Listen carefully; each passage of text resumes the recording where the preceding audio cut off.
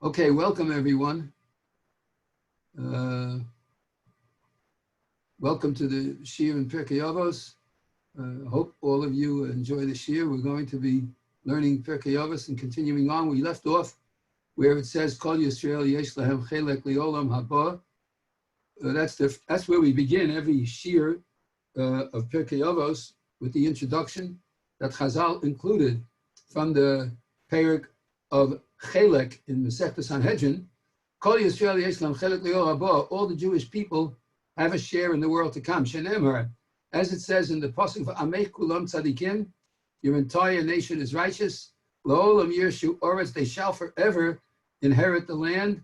Neitzer Mata'ai, they are the branch of my planting. Maaseh Yadai lehispire, the work of my hands, that I may be glorified. This is the quote of a pasuk in Yeshayahu Hanavi, towards the end of Yeshaya, and Hashem is giving us the confidence of knowing that we shall inherit the land, because we are the Maaseh Yadai, says Hashem. You are the work of my hand. You're the branch of my planting, and the branch is going to sprout once again.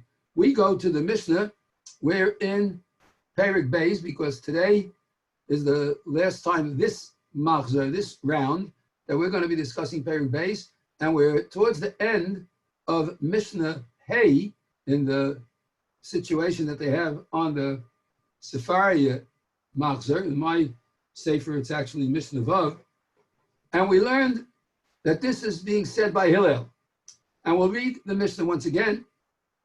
Hu haya omer, he, Hillel, used to say, Ein bor yirei chet, an empty person will not be able to be God-fearing. He doesn't have what to support his fear of sin. He may be God-fearing, as we learned, but he won't fear sin, because he doesn't know what it is.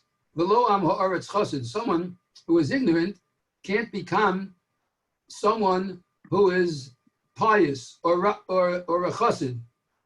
In the colloquial sense of the word, it doesn't mean, well, it does today. It means someone who dresses like a chassid, but the word chassid really means a righteous, pious person, and every one of us could be a chassid of the Torah.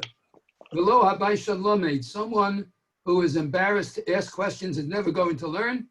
V'lo hakaptan melamed, and someone who is strict and very eager to anger and doesn't like when you ask questions is never going to be able to really teach, because you're going to stifle everybody and they're going to walk right out. V'lo kol hamarba b'schora machkim, and not everyone who spends their lives in pursuit of business becomes wise in the ways of the Torah. As we learned yesterday, there are some who could become wise in the ways of the Torah, but that's because they recognize that the Marba B'schora has a limit. You know, you can work 9 to 5, or you can work 9 to 9. The people who work 9 to 5 sometimes make more money than the people who work 9 to 9, because HaKadosh Baruch Hu is the one who sends Parnasa. I once had a student who told me his father didn't close on Shabbos because he was afraid he'd lose money. The student became from through the year, and he convinced his father that Rabbi Snow said, if you're going to close on Shabbos, you'll still make the same amount of money, because the people will come and buy you during the week. You don't got to keep the store open. Sure enough, he made the same amount of money. So you didn't have to spend extra hours. You still become wise. You have now Shabbos to sit and learn. So you can become machkim. It's a fact.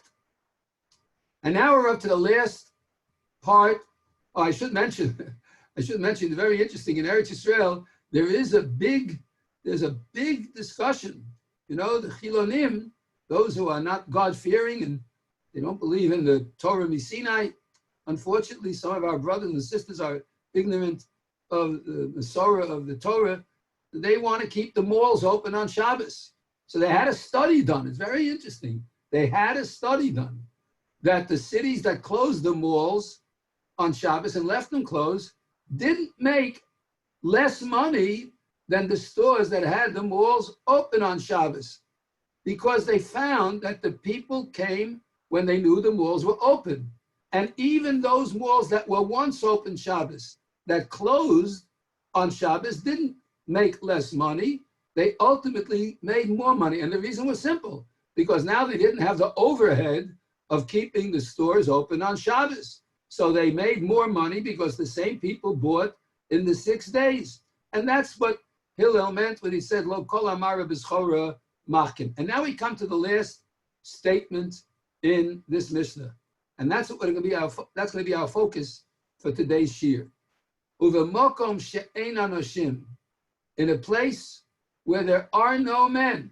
And when it says men here, it doesn't mean males. It means human beings who are like Hashem. When it says Hashem ish milchama, he's a man of war.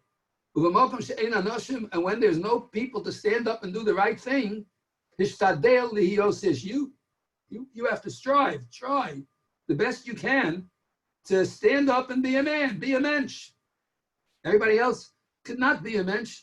You've got to strive the best you can to stand up and be a mensch. Now, the simple translation of this is, where there are no people to stand up and to stand for what is correct, you should strive to stand up for that which is correct.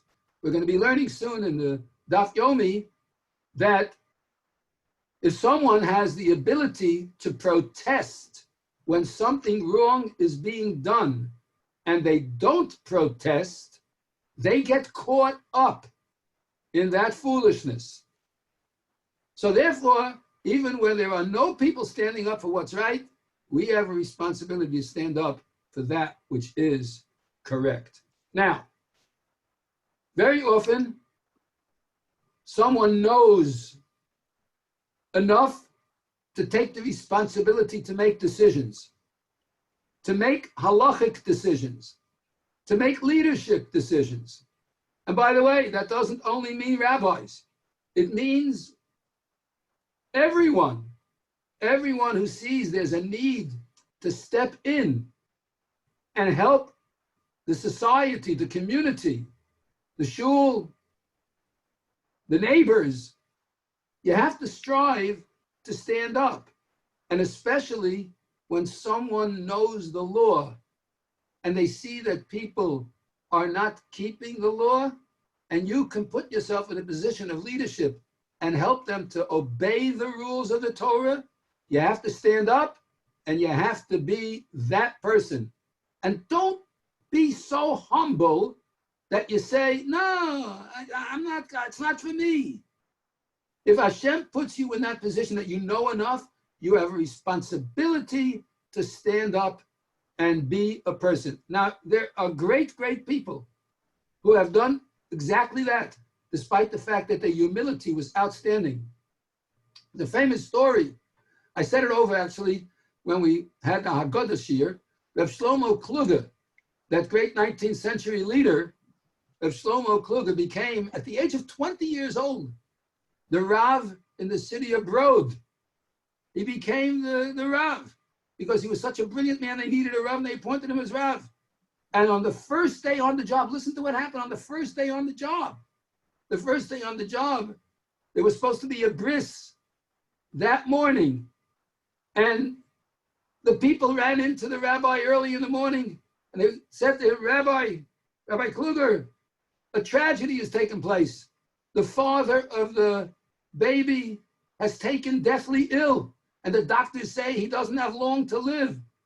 We want to postpone the bris until he passes away, so we'll give the child the name of the father. I hope you're going to agree to this because this is what we decided we have to do. And Rav Shlomo Kluger said, quick, get the minyan, bring the baby, bring the mohel, let's make the bris right this minute. And everybody said, but you can't do that. We want to give the child the father's name. He's going to pass away, guaranteed. The doctors have said he's going to die any minute. Well, why can't we wait? He says, quick, don't waste a minute. Bring the mohel, bring the baby, let's make the bris. They had no choice. The Rav said so.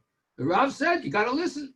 So they went, they got the baby, they got the mohel, they came, they made the bris. And sure enough, right after the bris, an hour later, the father took a turn for the better, and slowly, and he was cured.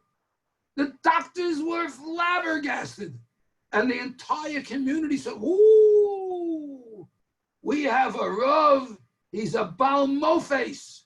He's a wonder worker. Look at this. Every doctor said he was doomed, and along comes the Rav, and he says, make the bris, and he got better. So Reb Shlomo Kluger said, I'm not a Baal Mofes. I'm not a wonder worker. I didn't do anything unusual.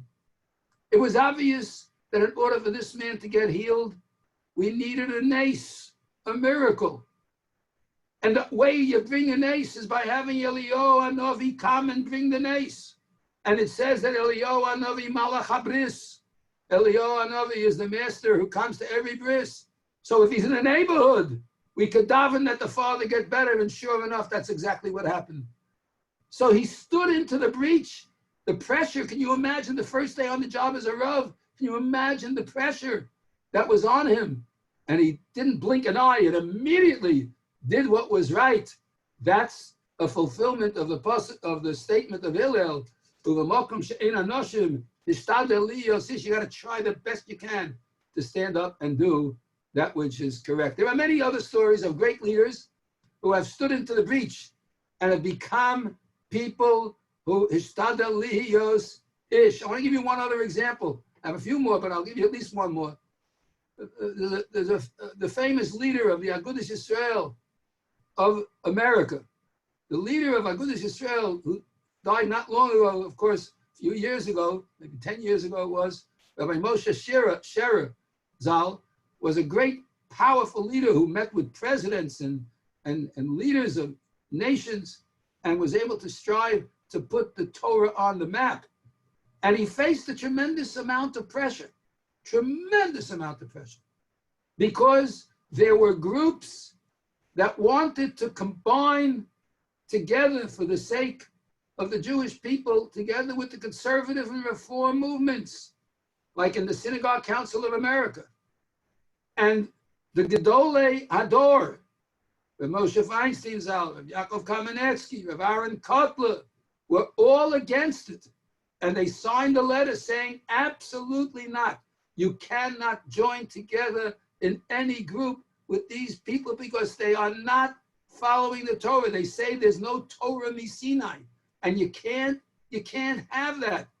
And the New York Times reported an unbelievable statement that Rabbi Sherer made when it came to the conservative movement in Eretz Yisrael. He said, better the Jews in Israel should have no Jewish education than be educated by members of the conservative movement. So a conservative professor in the Jewish Theological Seminary, not cemetery, the Jewish Theological Seminary came along and he wrote a scathing article against Rabbi Sherer. And Rabbi Sherer answered him back and didn't mince words. And he said to him, this is not just my opinion. This is the opinion of all the leaders of the Jewish people for the last 2,000 years. If someone doesn't believe that the Torah was divinely inspired, it means that they're a kofer ba'ikar. And we can't sit with you when you claim that there is no Torah for the Jewish people that is of a divine origin. That took guts to stand up. And at one point they said, well, won't you at least sit down and talk to us? We could have a dialogue. And he said, since when do firemen sit down with the arsonists? You don't do that. You're the guys who destroyed the Masorah. So straighten yourselves out. We can't sit with you because you're denying the Jewish peoplehood, which comes from the Torah. So, now I gave you examples of great people, but the truth of the matter is, Hillel wasn't talking to great people. Hillel was talking to us. Hillel was telling us, in a place where there are no other people, in your own home, in your own room, where you are, there's no one else. When you are alone because of the coronavirus and you're davening in your own Dalet Amos, you're standing against, like they say, the kaisel, the wall in your house, You're standing against the wall in your house. There's no one there. No one is there. And you could say, when everybody's around, I gotta really daven, I gotta do, 60 SPMs, shekels per minute, I gotta really show them that I'm a real frummy. But when there's no one around, I can rush through it in no time at all. The davening can be over. And along comes Hillel and says, listen, in a place where there are no people, there's no one there but you. There's no one there to see except HaKadosh Baruch Hu. In that place where no one sees, you've got to try to make yourself a little bit better, to get your own inner goodness to work, to put the tzidkis that exists in the soul of every Jew, because we are a chelik al kamemal, as the Sfarim say. We're a spark of God, nitzotzei Hashem, and we can take that spark and ishtadel liyosish. We can try and strive to be a better person. No one knows. No one knows what demons we each face in our own lives. No one knows what challenges our character and personality give us. Every one of us has something that we need to work on, and we know it. We, in our chadvei chadarim, in our inner workings of the heart, we know it. And Hillel says, in that place, in a place where there are no people, ishtadel lihiyos ish, you can strive to be a man, a person. Now, the Rabbi Yosef Yavitz, the Chassid Rabbi Yosef Yavitz, when it says in the Mishnah of Makom she'ein anoshim ishtadel lihiyos ish, in a place where there are no people, he says, strive to be a person. He says, this Hillel got these words. Hillel got these words from his ancestor. His ancestor was David HaMelech. And when David HaMelech was on his deathbed, he called Shlomo HaMelech, the future king, into his chamber. It's brought down in Perkei Beis and Malachim Aleph. In Perkei Beis and Malachim Aleph, David HaMelech says to Shlomo HaMelech, "V'chazakta," you have to strengthen yourself, "V'hayisa le'ish," and you have to be a man. Now, if you take a look at the Rashi later on, there's a Rashi in Perek Zion, I believe it is, in Malachim Aleph, you'll see Rashi quotes the chronological order of how old Shlomo HaMelech was when David HaMelech called him in and said, "The chazakta v'hayisa le'ish," you have to be strong and become a man. He was 12 years old. Shlomo HaMelech was 12 years old. And David HaMelech says to him, "Listen, you're only 12 years old, but I want to tell you something. The chazakta, you have to make yourself strong. V'hayisa le'ish. I want you to be a man." Now, if you'll take a look on that pasuk, and you look at the Targum Yonasan on that particular pasuk, it's an amazing statement. The Targum Yonasan says, "V'yitkaf utehei legever dechel chet." You are to be a valorous warrior against sin. That's what David HaMelech said to Shlomo. He said to him, "V'hayisa le'ish," I want you to be someone who's strong enough to resist temptation, because the nature of human beings is that when they're alone and there's no people around, that's a danger time. When people think nobody's looking, nobody cares, and therefore, v'makom she'ein anoshim ishtadel lihiyos ish, you have to strive to still be a person even though there's no one around. Now, it goes even a step further. Let's say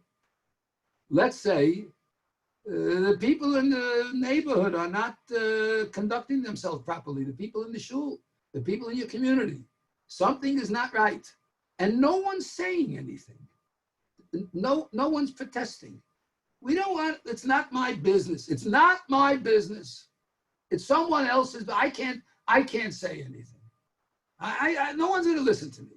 First of all, we don't know that no one's going to listen. That's the first thing. The second thing is that it depends on how you put it. But the fact is that even if there's no one around to stand up for that which is correct, we can't be like everyone else who, even though, as we learned as children from that famous childhood fairy tale about the emperor with no clothes, no one said anything until one young boy without any inhibitions let it out. And that's the same thing here. If we see that there's an avla, there's something wrong in the community or in our friends, and we have the ability to stand up and say, you know, this is not right. This should not be done. You have to stand up and be a person. There's a famous, I'm trying to see if I have the sefer here. I have it somewhere here. I don't know exactly where, but I have it somewhere here. But, yeah, it is. Here it is. There is a famous event that took place in a small town in Michigan, near Detroit. And the shul, there was a shul that was an Orthodox Torah true shul. And the neighborhood started changing. And modern times crept in the late 60s, early 70s. And people decided, you know, we're losing our membership. Maybe we should become conservative. That seems to be the movement of the day. Let's get rid of the mechitza. More people will come to services, maybe. Of course, the fact of the matter is that more people never end up coming. It's not so. The conservatives allowed people to drive cars, and ultimately they all closed down, and it's a dying movement. Of course, it's going to die. Every wayward movement dies. But at that time, they decided that they're going to get new members and we're going to get rid of the mechitza. So most of the people who were elderly already, they said, do what you want. It's not, you know, it's not. We don't have the koyach to fight anymore. You know, do what you want. But there was one fellow, Baruch Litvin, who was a member of the shul, and he said, "This is a war, and I'm going to court." And he took the case to the state Supreme Court, and he claimed that since the synagogue was founded on the principle of Orthodox prayer, and it's impossible for an Orthodox Jew to pray in a place where there is no mechitza, these people are infringing upon my religious freedom, and I won't be able to go pray. And I sue that they cannot take the mechitza down. Now, you would think that the courts would say it's a separation of church and state issue. It's got nothing to do with me. I'm not going to get involved in it. But the fact is, they didn't say that. And the Supreme Court issued a ruling that you cannot take down that mechitza because it's infringing on the rights of the Orthodox Jews. And the Orthodox Jewish law states that you can't daven without a mechitza. And since the Orthodox Jewish law states it, and these are Orthodox Jews, it's infringing upon his rights as an Orthodox Jew, which the principle of the shul was founded on, and therefore you can't take it down. And he won. He won. He won the battle. And there's a book that was written about it. It's called The Sanctity of the Synagogue. It was written by this Baruch Litvin. You can get the book. It's possible to get it. It's a Katav publishing issue. It's a fascinating read. Some of the things that are spoken about here and the people who assisted in this, and they won the case because the Torah stands strong. And when there's no one around when there's no one around, no one was going to stand up. They were going to lose the battle. This person, Baruch Litvin, stood up and he won the battle, because we hold, Uvemakom she'ein anoshim, said Hillel, Ishtadel lihiyos ish. You can stand up and you have to be a person when there's no one else around. Okay, there's a lot more to speak about on this particular topic, because we have a lot of situations. I would caution, though, I do give a word of caution. When one stands up for that which is correct, and they stand up because they know they're right, it doesn't mean that we have the right to trample on other people's feelings. We have to do what we know is right, and we have to stick to our guns, and we have to do everything we can to go in the straight way of the Torah, without rancor, without insult, at the same time standing up proudly for that which is correct, and not being ashamed to say, I'm sorry, but you're making a mistake. This is wrong, and it must stop. Or this must be instituted, because this is the right thing to do. And that's what Hillel meant. He was the humblest of people, and yet he was, when it came to doing the right thing, Hillel said, in a place where there are no people to do the right thing, you've got to stand up, and you've got to do the right thing, and you take pride in that. Be proud that you have the ability to say, I'm going to do what's right, and I'm going to stick with those who are right, and I'm going to follow along with the principles that are correct, because the Torah is emes, and I'm going to go with the emes, and that's ulamakom she'en anoshim nishtadel lihiyos ish. I remind everybody a few things. Number one, tomorrow night is the Yitzchak Dov Rattenstein in-depth shiur in Masechta Makkos at 7:45. Please join with us. Actually, it's the Mishnayos at 7:45. At 8 o'clock will be the Yitzchak Dov Rattenstein shiur. So Mishnayos and Halacha at 7:45.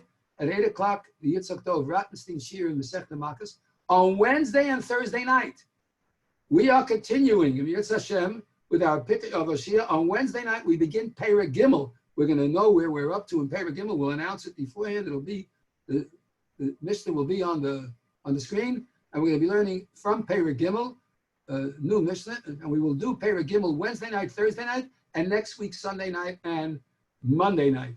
We will continue to do Perek Gimel. Tomorrow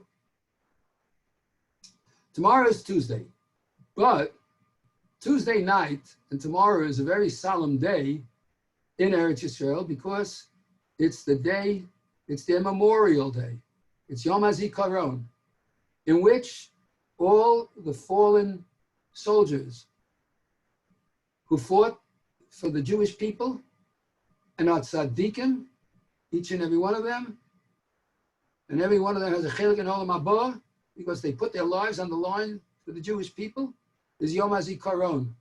And I'm sure if you have a computer, you can go online and see the various ceremonies. It began hours and hours ago with an absolute shutdown of sirens throughout the land of Israel, mourning the loss of all the victims of the wars that the Jewish people have fought.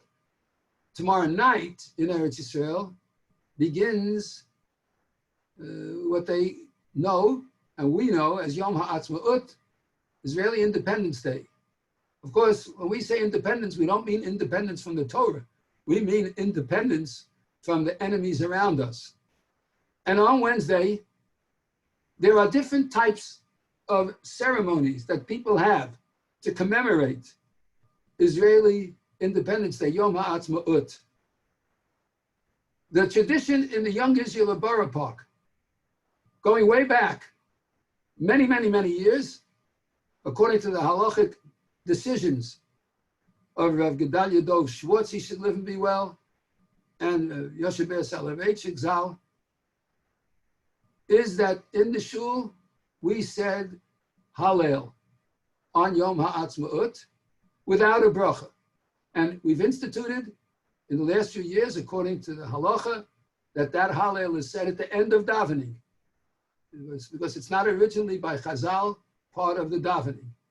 But we do say it without a bracha. In Eretz Yisrael, there are many places that say Hallel with a bracha, and there are many places that don't say Hallel at all, because they don't agree with the psak of the Rabbanim who held that you should say Hallel. Now, there is a controversy about this, and I'm not going to be the one who decides ultimately which halacha to follow. But I will tell you that when I'm in the shul, we do say Hallel without a bracha. If you would like to, you certainly may. If you don't say Hallel because you feel that it's a little bit much to take on the psak to say it, so let me tell you that you have a right to do that, according to many poskim, and it's okay. But do me a favor, say a kapitel Tehillim for Achenu b'nei Yisrael in Eretz Yisrael. We need every prayer that's available. No prayer goes unanswered. Every tefillah has an address, and HaKadosh Baruch Hu is listening.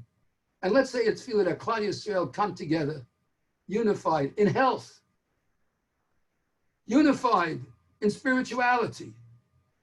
Let's say it's tefillah that Klal Yisrael comes together in tshuva, tefillah, and tzedakah. Let's say a prayer that we all see the day when the leadership of the land of Israel is a shomer Torah u'mitzvahs, where the government applies the law of the Torah, and we're all shomer Torah u'mitzvahs, and where the Mashiach rules, and that the Torah, which is a Torah's Chaim, is applied throughout the land, so that the banner of the Jewish people be raised high. And that's what we're hoping for. That's what we're praying for. So tonight and tomorrow, remember the soldiers, remember all those who lost their lives on behalf of the Jewish people.